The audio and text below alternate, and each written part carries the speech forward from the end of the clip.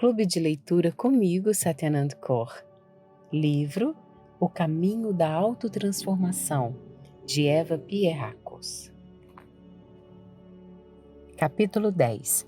Infinitas possibilidades de experiência tolhidas pela dependência emocional.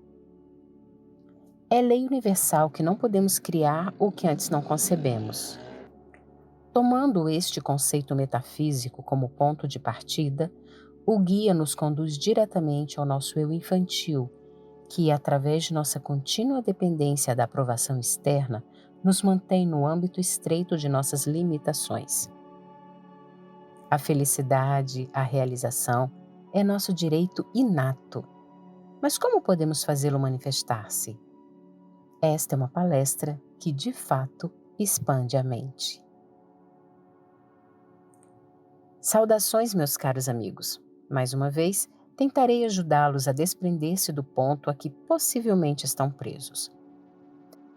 Todos os grandes ensinamentos espirituais afirmam que a criação é infinita em suas possibilidades e que o potencial da humanidade para realizar essas possibilidades infinitas de felicidade jaz recôndito nas profundezas interiores do ser de cada pessoa. Quase todos vocês já ouviram essas palavras. Alguns acreditam nelas, pelo menos em princípio. Outros podem ter suas dúvidas quanto a aceitá-los, pelo menos em teoria. Procuremos agora superar alguns obstáculos que dificultam a compreensão desses princípios. Tudo no mundo existe em estado de potencialidade. Em primeiro lugar, precisamos compreender que ninguém cria nada novo. É também impossível que algo de novo passe a existir por si só. É possível, entretanto, que alguém desvele algo que já existe. É um fato incontestável que tudo, absolutamente tudo, já existe num outro nível de consciência. A palavra tudo não consegue transmitir a abrangência toda deste conceito. Quando alguém fala sobre a infinitude de Deus ou da criação, abarca-se apenas parte do significado. Não há nenhum estado de ser, nenhuma experiência, nenhuma situação, conceito, sentimento ou objeto que já não exista. Tudo no mundo existe em estado potencial, que já contém em si o produto acabado. O ser humano tem dificuldade em aceitar essa ideia porque ela é oposta ao seu modo de pensar, de ser e de experimentar em seu nível mediano de consciência. Mas quanto mais você aprofundar a sua reflexão sobre essa questão, mais fácil lhe será percebê-la, senti-la e apreendê-la. Conhecer e compreender este princípio de criação, de que tudo já existe e que os seres humanos podem desvelar essas possibilidades existentes, é um dos pré-requisitos para vivenciar a plenitude do potencial infinito da vida. Antes de criar novas possibilidades de desenvolvimento e amplitudes inteiramente novas de experiência em sua vida pessoal, você deve aprender a aplicar essas leis de criação às áreas problemáticas de sua vida em que se sente embaraçado, limitado, prejudicado ou preso.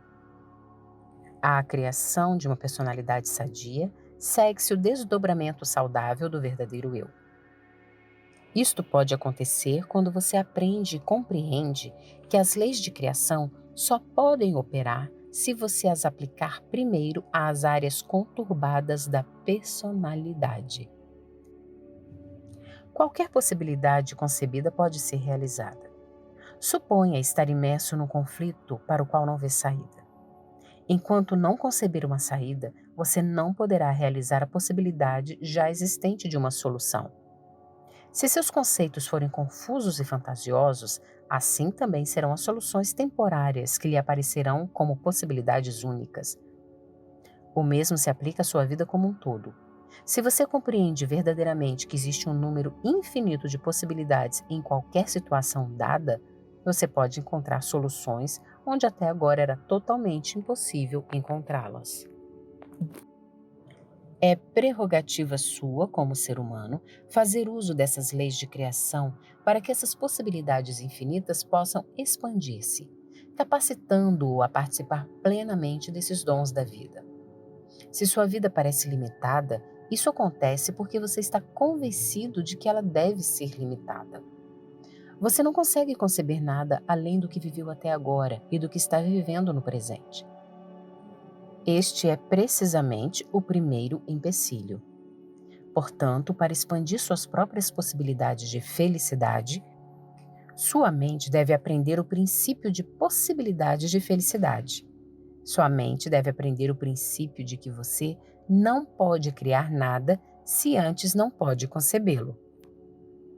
Você deve meditar verdadeiramente sobre essa afirmação, pois a compreensão deste conceito lhe abrirá novas portas.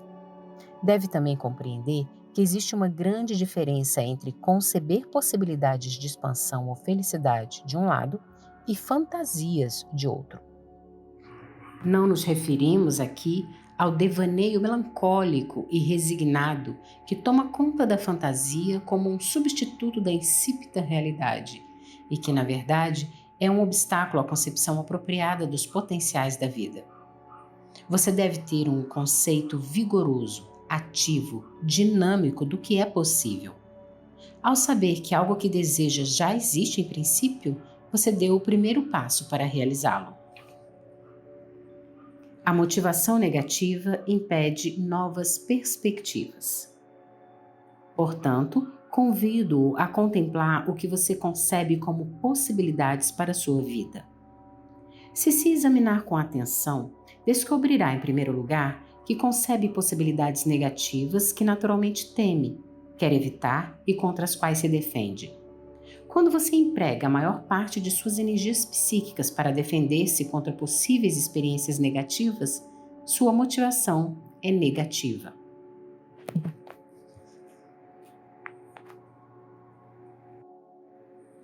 Uma motivação negativa não implica necessariamente uma intenção destrutiva. Nesse aspecto, uma motivação positiva também poderia significar uma intenção ou objetivo destrutivo. O ato de evitar uma possibilidade temida implica motivação negativa. Se examinar atentamente seus processos mentais e emocionais, você descobrirá que é motivado negativamente a um grau considerável. Este é um dos primeiros obstáculos que o trancafiam numa prisão imaginária e desnecessária. Naturalmente, isso se aplica a todos os níveis de sua personalidade. Aplica-se ao nível mental, onde você não consegue divisar as perspectivas infinitas de experiência, de expansão, de estimulação, de todas as espécies de possibilidades maravilhosas e felizes que você tem a prerrogativa de alcançar nesta vida.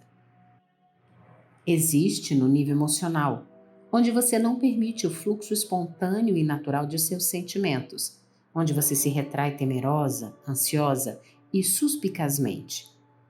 Existe também no nível físico, enquanto não permite que seu corpo sinta o prazer a que foi destinado.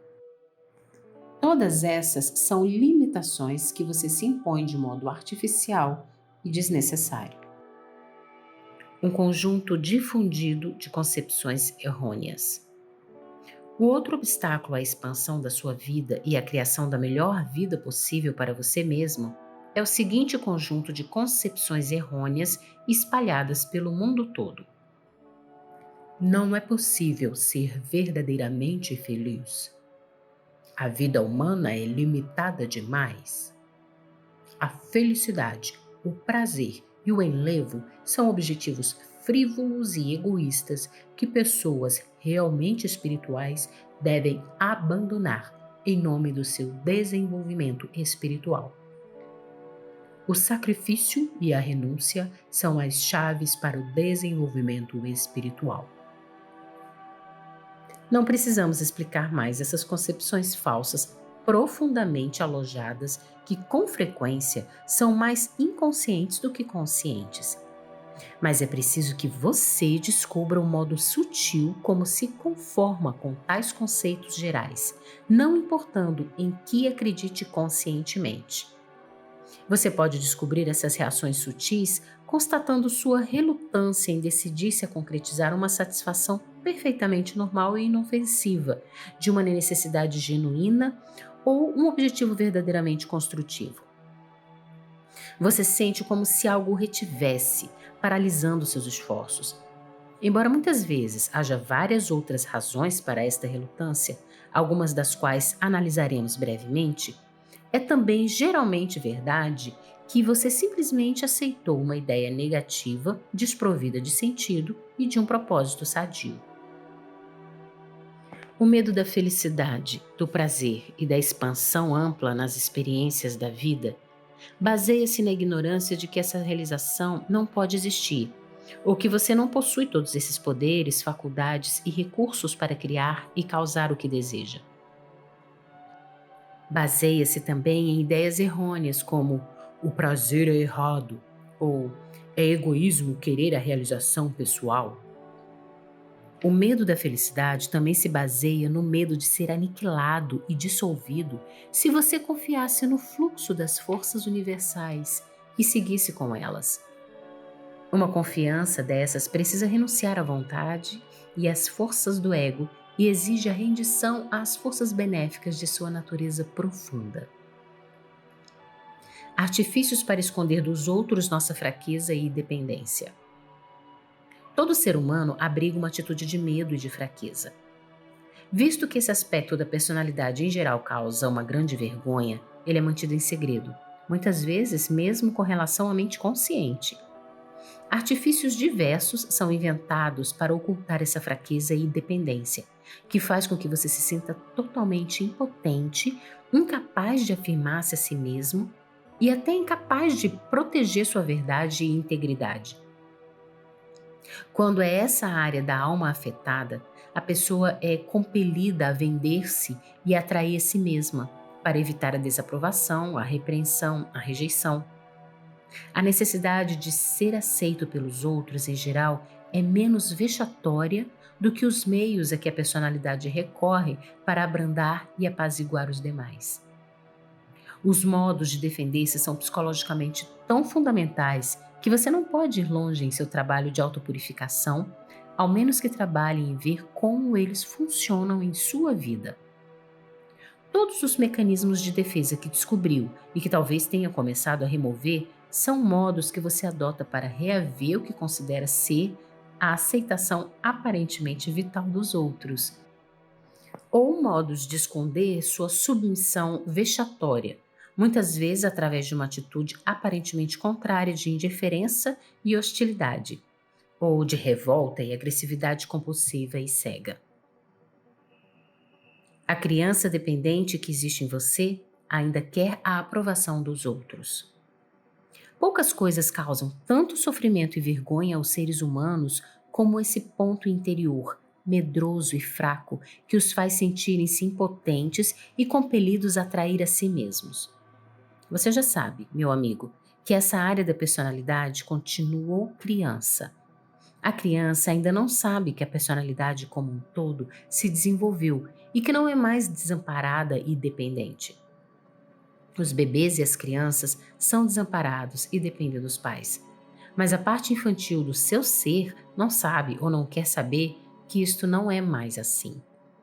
A criança depende dos pais em todos os aspectos básicos da vida: proteção, alimento, afeto e, por último, mas não menos importante, a dádiva de algo absolutamente necessário: o prazer.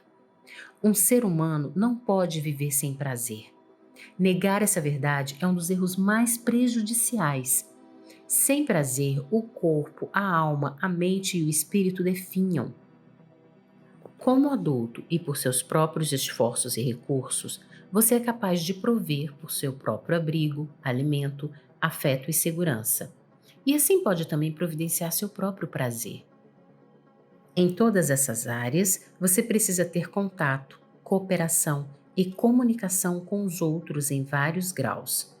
Você não consegue prover a você mesmo nenhuma dessas necessidades sem interagir com outras pessoas. Mas essa interação é totalmente diferente da dependência passiva e frágil da criança. A pessoa plenamente adulta utiliza suas melhores forças, inteligência, intuição, habilidades, observação e flexibilidade para harmonizar-se com os outros no dar e no receber. Seu senso de justiça adulto o torna suficientemente maleável para ceder, e seu senso de eu o torna suficientemente agressivo para não ser pisado e prejudicado. O equilíbrio geralmente delicado dessas forças de comunicação não pode ser ensinado. Ele apenas pode surgir através do desenvolvimento pessoal. As crianças são incapazes de chegar a esse equilíbrio. Elas são rigidamente parciais em sua insistência em receber, pois essa é sua necessidade. O mesmo se aplica ao prazer. Elas precisam ter a permissão dos pais para estabelecer e utilizar a fonte de todo o prazer nas profundezas delas mesmas. Através da permissão dos pais, a criança desenvolve a força e a segurança para fazer contato significativo. Quando você ainda precisa que outra pessoa o autorize a sentir o prazer, você ainda está na situação da criança ou do bebê. Repito, isto não significa que se possa passar sem os outros. No caso do adulto, porém, a ênfase é deslocada.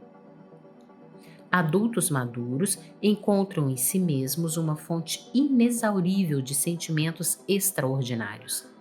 A insegurança e a fraqueza deixam de existir quando esses sentimentos são estimulados. Quando parte do seu desenvolvimento é detida, você espera que outra pessoa, um pai ou uma mãe substituto, lhe possibilite aurir da fonte profunda de seus mais nobres sentimentos.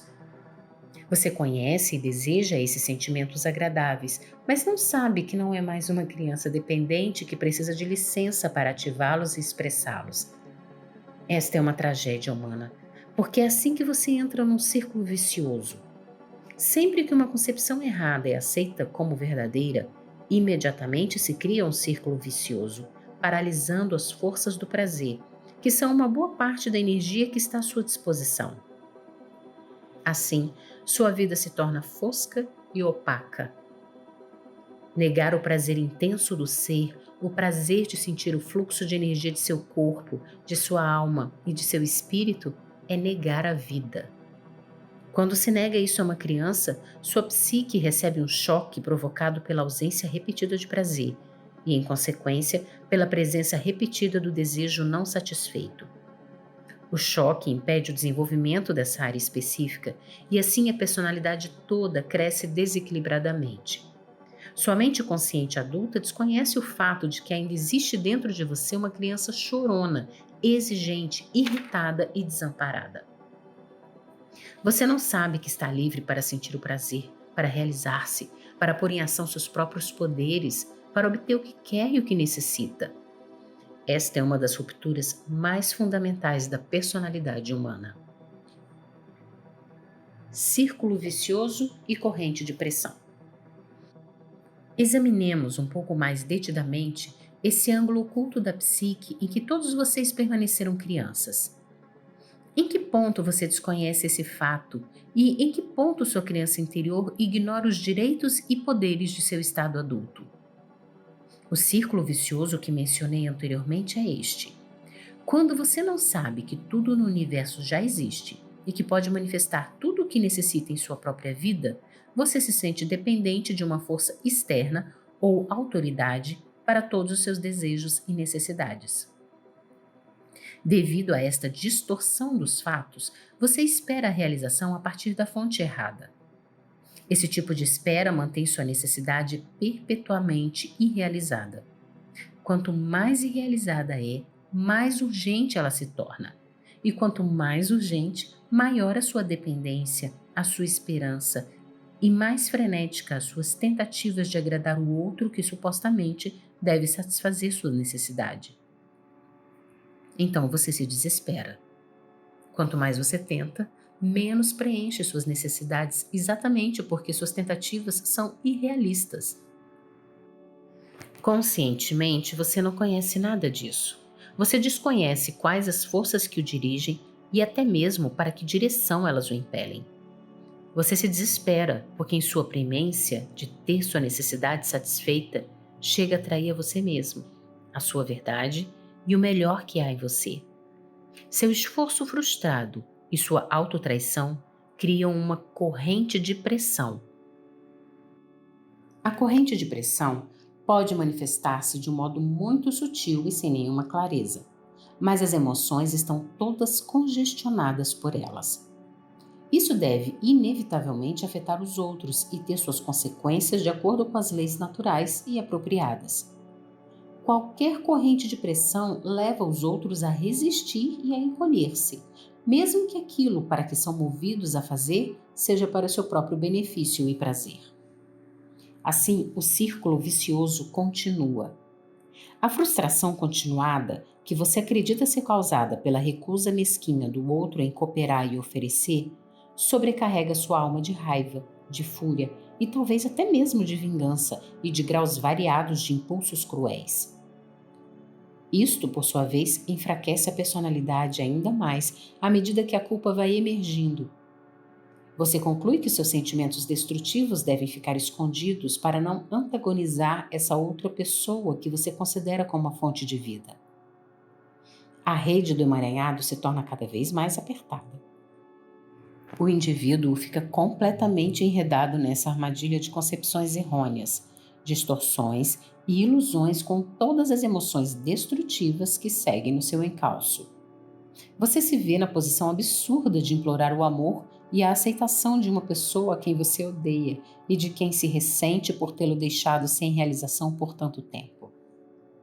Essa insistência unilateral em ser amado por uma pessoa de quem se ressente profundamente e que deseja punir aumenta a culpa, porque a sempre vigilante presença de seu verdadeiro eu transmite sua reação a uma mente que é incapaz de interpretar e de selecionar as mensagens provenientes dele e separá-las daquelas que provêm da criança interior.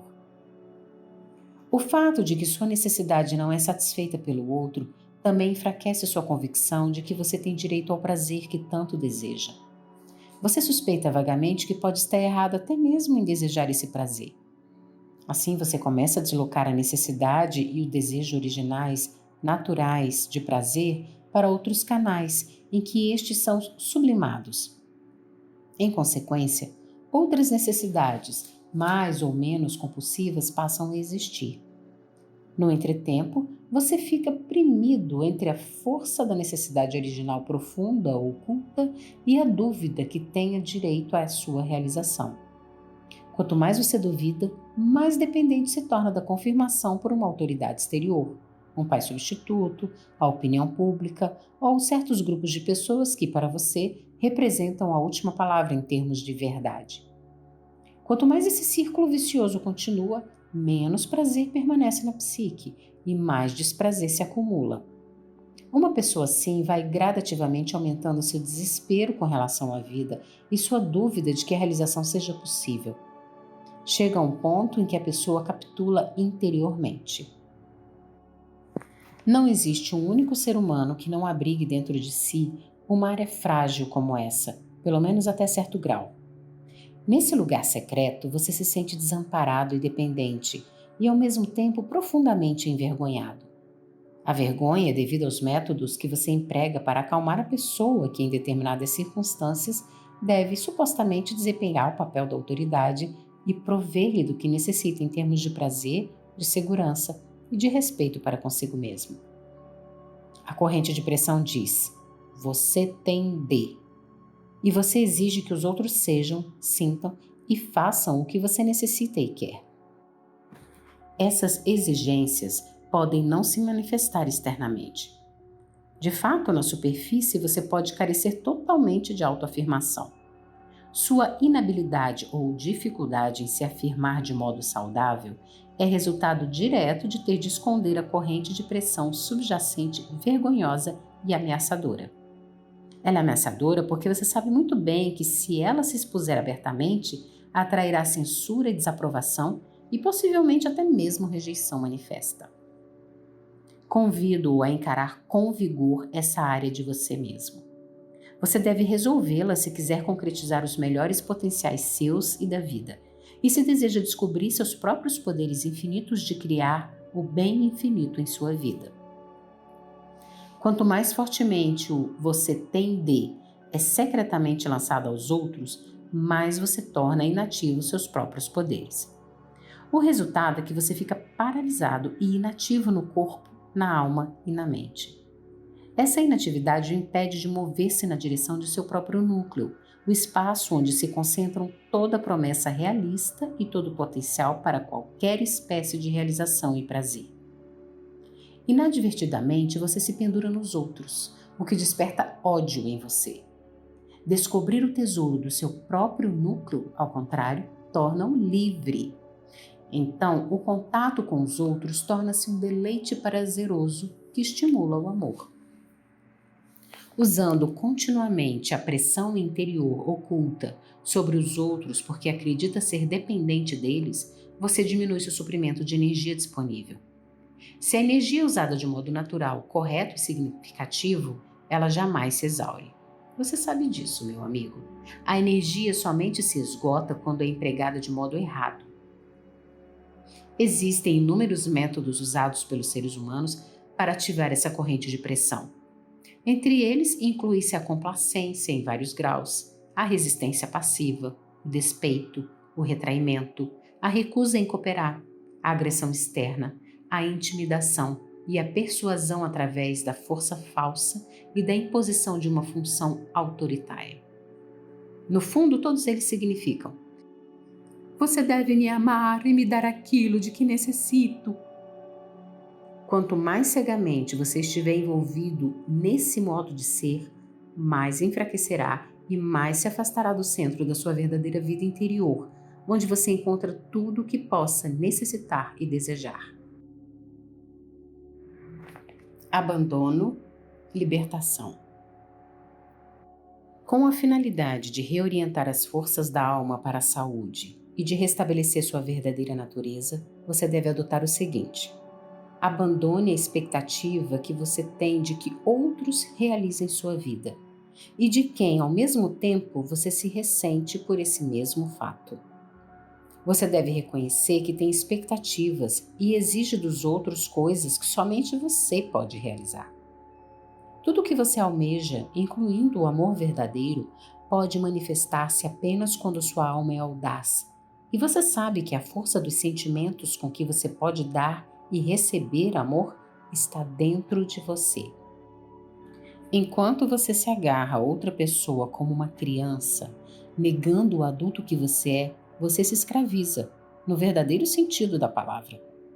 Quanto mais faz isso, menos você pode receber e dar, e menos os sentimentos verdadeiros de qualquer espécie, ligados a qualquer experiência vital, podem encontrar seu espaço dentro de você.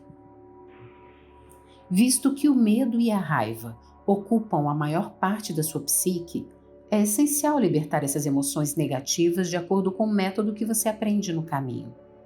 Esse método não prejudica ninguém. Logo que você libera o medo e a raiva, imediatamente abre espaço para os bons sentimentos. Muitos ainda estão paralisados e fechados em si mesmos. Expressar medo e raiva é a última coisa que querem fazer. Mesmo que, em princípio, admita tais emoções negativas, você prefere representá-las inconscientemente em vez de expressá-las diretamente e assumir responsabilidade por elas. Você ainda reivindica uma perfeição falsa, embora não mais acredite realmente que ela existe em você, com o objetivo de induzir os outros a terem uma disposição favorável em relação a você. Além disso, você se agarra às emoções negativas porque tem medo dos sentimentos positivos. Este é o outro aspecto do mesmo círculo vicioso. Quanto menos você assume a responsabilidade pelos sentimentos negativos que ainda possui e pelo seu direito e capacidade de criar a felicidade, mais você vive no medo. Consequentemente, mais você deve fazer alguma coisa para eliminar esse medo. Assim é que surge a motivação negativa. Você vive uma vida paliativa, de fuga, em vez de criar uma vida que se desenvolva plena de experiência e prazer positivos. Sua meta é evitar a ameaça da expressão de seus sentimentos negativos, porque eles impediriam que você obtivesse de outros tudo o que na verdade deve obter de você mesmo. Você põe sua salvação nos outros, mas ela jamais pode vir através deles. Sua reorientação para a vida deve sempre começar com o desejo de libertação. Isso não pode ser forçado sobre quem não foi conscientizado desta dependência de modo exato. Mas se a pessoa está consciente, é possível que se desvencilhe daquilo a que esteve se agarrando tão fortemente. Esse afrouxamento deve acontecer para provocar uma mudança na estrutura de equilíbrio das forças da alma, para que círculos benignos possam começar a perpetuar-se. Você também deve ter a disposição de prescindir das racionalizações que parecem justificar o seu caso, pois você sempre pode ter êxito em apresentar sua vida a você mesmo e às outras pessoas como se seus desejos, necessidades e exigências com relação aos outros não apenas se justificassem, visto que não há nada de errado com isso, mas como se fossem até benéficos para outra pessoa. Isso pode ser bem verdade, enquanto se analisar sob esse ponto de vista. Em princípio, o que você quer pode de fato ser bom e de acordo com seu direito. Mas, ao usar uma corrente de pressão oculta, emocional, você sai por aí em busca de satisfação do modo errado e não concedendo a outra pessoa a mesma liberdade que quer para você mesmo. Você não dá a outra pessoa o direito de escolher livremente a quem aceitar e amar, ou o direito de não ser rejeitada e odiada por afirmar essa liberdade. Você nem sequer dá ao outro o direito de estar errado sem ser odiado e totalmente negado. Esta é uma liberdade que você deseja, e muito, para você mesmo, e se ressente profundamente quando os outros a negam a você. Você é incapaz de defender-se adequadamente em tais casos apenas porque, em certos níveis emocionais, não concede essa mesma liberdade aos outros. Se observar com atenção, você verá que esta é uma verdade. E ao fazer isso, seu senso de justiça e de objetividade o ajudará a soltar-se daquilo a que se agarra tão desesperadamente, mesmo quando emocionalmente ainda acredita que sua vida está na dependência de conseguir que o outro sinta e faça como você quer.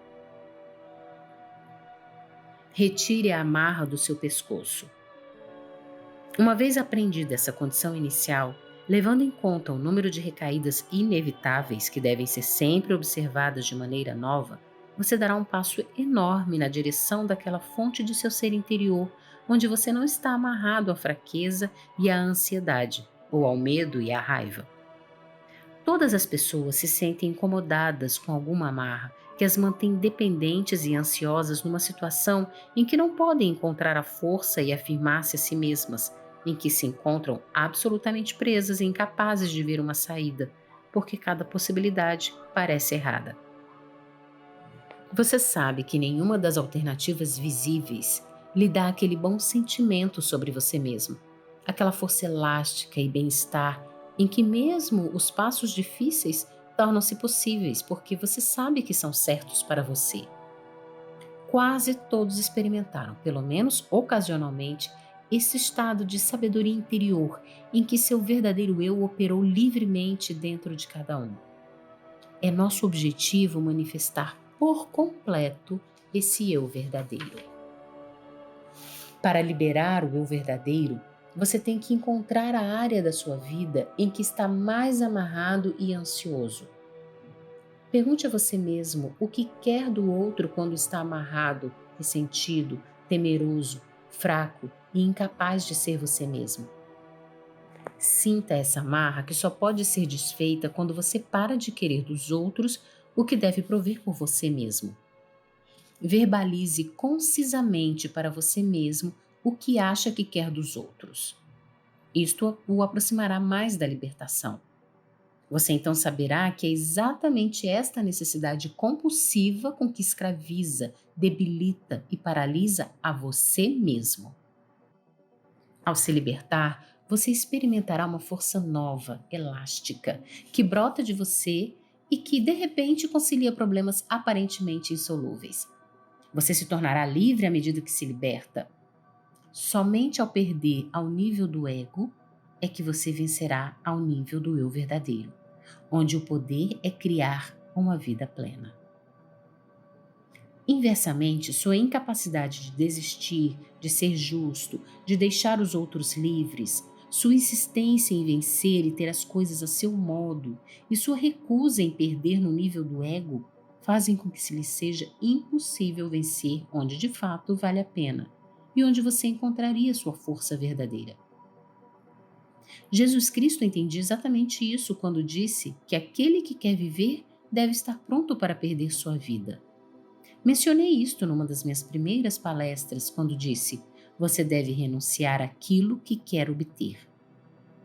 Estamos lidando aqui com níveis de consciência.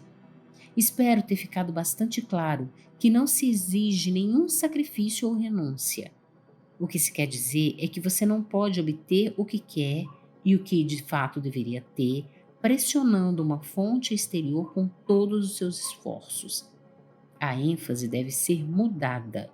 Se insistir em vencer no nível errado, você não vencerá realmente. Se perder nesse nível do ego, você vencerá.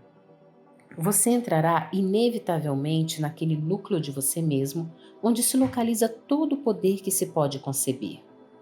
Na medida em que você garantir aos outros o direito de ser, quer lhe seja conveniente ou não, nessa medida você encontrará verdadeiramente seus próprios direitos.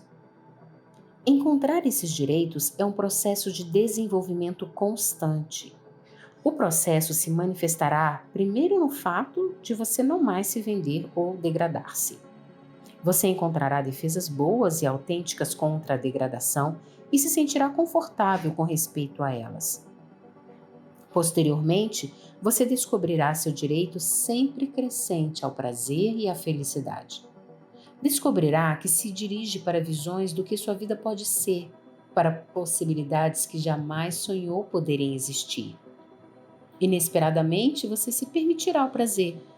Você não mais se refreará como inadvertidamente faz no momento. Você cessará de solapar os processos espontâneos e aprenderá a confiar neles. Isso possibilitará uma riqueza de vida e uma segurança verdadeiramente celestiais. Renunciando e desistindo de sua corrente de pressão interior, você sentirá a beleza de relacionamentos livres, não forçados. Vivendo no antigo padrão de dependência, você força os outros a fazer o que você deseja. Assim, você tem correntes de pressão mútua.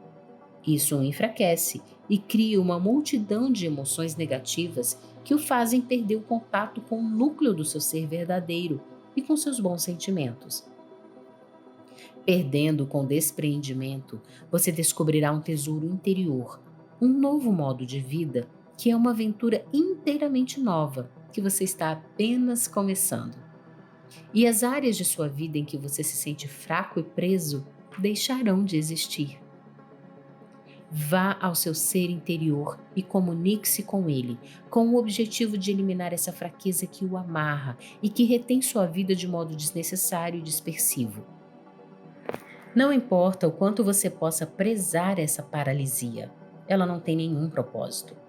De uma maneira ou de outra, todas as pessoas se refreiam, exatamente como fez a humanidade durante milênios, dizendo que o prazer é errado, leviano e desprovido de espiritualidade. Você pode ter suas próprias justificativas para dourar sua fraqueza e aparentemente fazer dela seu patrimônio. Entretanto, seguindo este raciocínio, você não ficará face a face com você mesmo. Somente enfrentando face a face sua fraqueza e dependência e sua corrente de pressão que diz aos outros você tem de, é que você deparará com sua força e beleza e com todos os potenciais que existem em você de um modo que ainda não consegue compreender. Sejam abençoados pela grande força que está aqui agora, mas ainda mais pela grande força que reside em cada um de vocês. Estejam em paz. Fiquem com Deus.